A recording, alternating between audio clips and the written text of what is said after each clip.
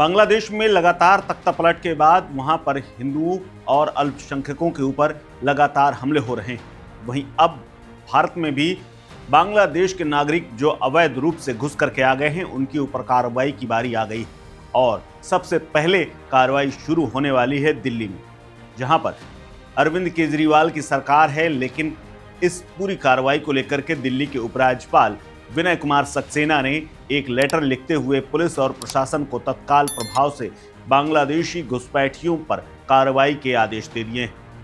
दिल्ली में अवैध रूप से रह रहे इन घुसपैठियों को 2 महीने के अंदर देश छोड़कर जाना होगा या फिर दिल्ली खाली करनी होगी।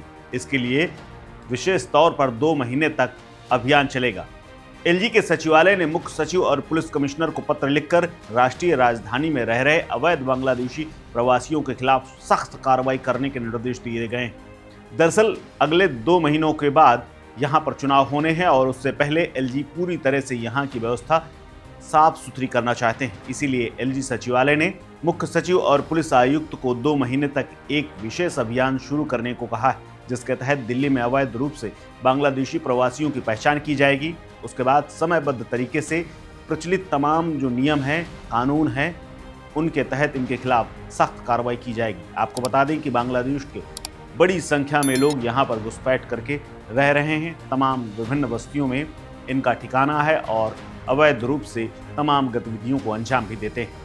दरअसल बांग्लादेश में हिंदुओं और अन्य अल्पसंख्यक समुदायों के खिलाफ लगातार हमलों को लेकर के हजरत निजामुद्दीन दरगाह क्षेत्र और बस्ती हजरत निजामुद्दीन के उलेमाओं और मुस्लिम नेताओं के एक प्रतिनिधिमंडल ने शनिवार को एलजी सक्सेना से मुलाकात की थी, जिसके बाद ये घटनाक्रम सामने आया है।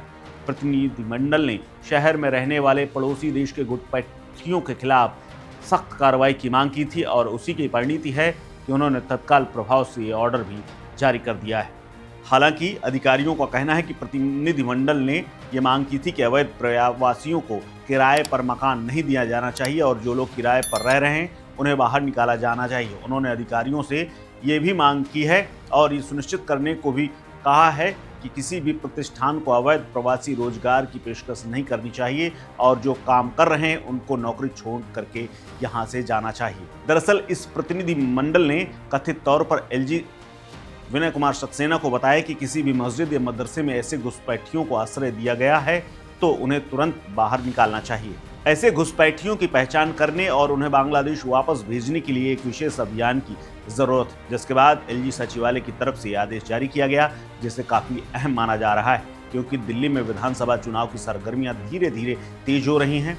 टिकटों का बंटवारा हो रहा है। दिल्ली की 70 सदस्यीय विधानसभा के लिए अगले साल फरवरी में चुनाव लगभग तय है और उस तारीख आने से पहले, चुनाव आयोग की तारीखें घोषित होने से पहले इस पूरे इलाके को अवैध रूप से रह रहे प्रवासियों को बाहर निकालने की जरूरत समझी गई है।